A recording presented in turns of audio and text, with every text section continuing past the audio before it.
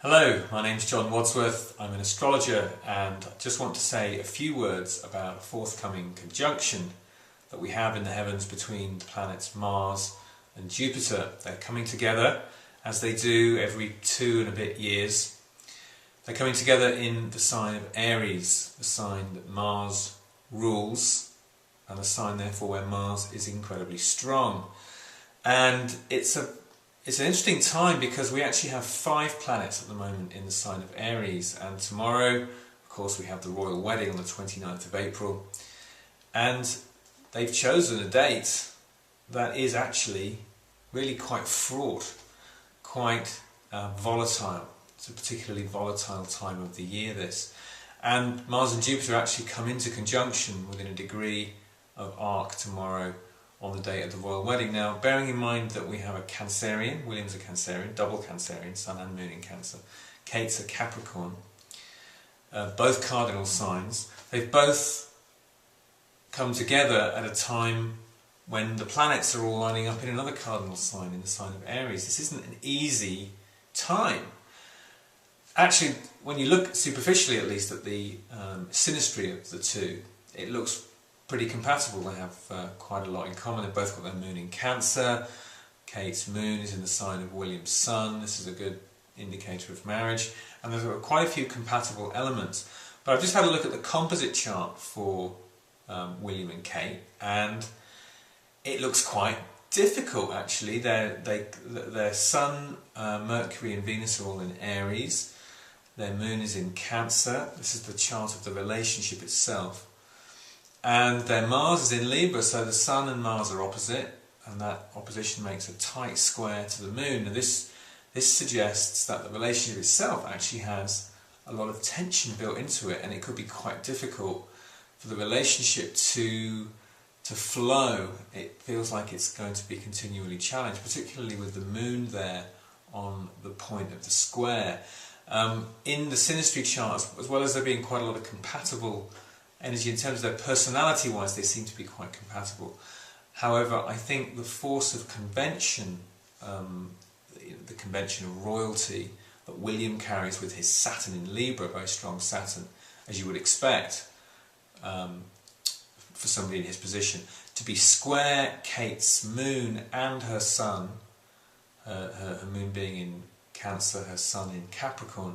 She receives a square from William's Saturn, and that seems to say something about how difficult, how challenging this might be for Kate to actually fit into the royal mould, and the everything that goes with that, everything that goes with being royal. She might find that very hard at a personal level to integrate that, and that again is suggested in the composite chart, which looks quite difficult. And this will happen behind closed doors. It may be that the public persona, they can keep that up to a certain extent, but I think that behind closed doors this could actually be quite a challenging, quite a difficult, could be quite a difficult union in some way at an emotional level. They're both moon in Cancer, they're both going to play their cards close to their chest. They both have deep needs for nurture and a deep need to feel at home in their relationship. So it could be quite a difficult one, this, for them to work through, but there is enough there, we might say, looking at the synastry, that at least I think that they've got the classic mark of being able to be good friends. And I think that may be the key, is that they are good friends, and that comes through with trines between Mars and Mercury, Mercury and Venus, Mars and Venus. There's plenty here that is flowing in their relationship that keeps them maybe able to communicate. I think they're good communicators. They both have Mercury in air signs. I think they'll be able to maybe talk things through, work things out. But I think at a sort of deep level, Kate particularly is going to find this very hard to fit into the royal mould. Looking a bit further afield, this is a challenging period for the world. Mars and Jupiter together in Aries, where Mars is strong. Venus giving all her energy as well to Mars at the moment. Again, as I said earlier, it's a volatile period of the year, right through to the middle of May. We could see a lot of conflict globally. We've already got a lot of conflict globally. Come on, this is a difficult time for the world. It's not going to get any easier. I don't think this year is a time where a lot of A lot of stuff gets worked out. It feels as if the pace of change is accelerating in the world, and I think that, you know, we're in a really difficult situation where the inner urge to assert one's rightness, to battle, the inner battle is being worked out in an outer situation.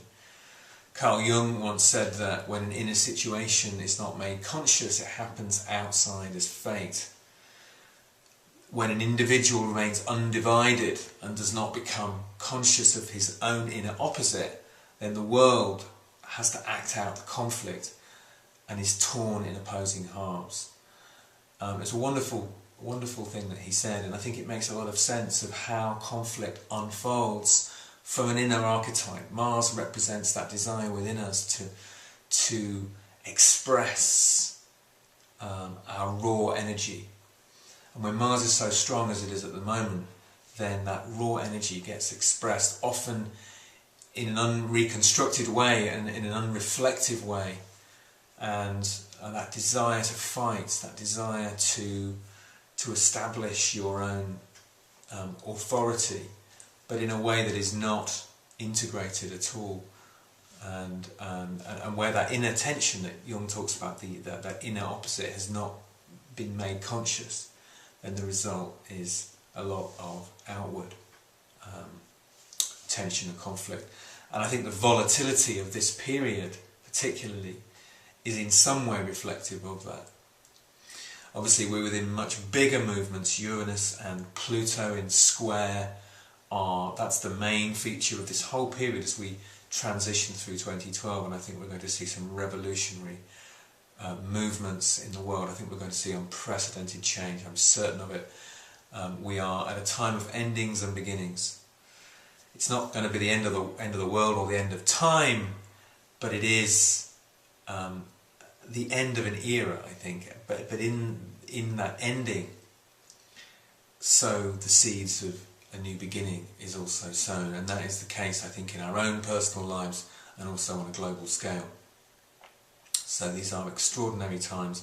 Neptune has recently just moved into its own sign as well, and I think we're going to go through a really powerful Neptunian phase where we can't necessarily trust even the ground beneath our feet, as Neptune really teaches us to let go at a really profound level of things that we may have come to take for granted about the world and about our core stability as human beings on a fragile planet.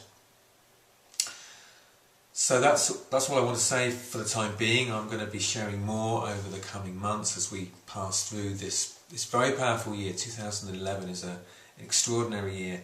There's a very powerful lineup in the summer in July, which I'll say more about in a future blog. On the solar eclipse, that 1st of July chart is very powerful, and I'll say some more about that. For the time being, if you want to follow my work, then you can find me at kairosastrology.co.uk. You can also find out more about my work in Glastonbury with the Zodiac, and that's called The Alchemical Journey, and that's thealchemicaljourney.co.uk.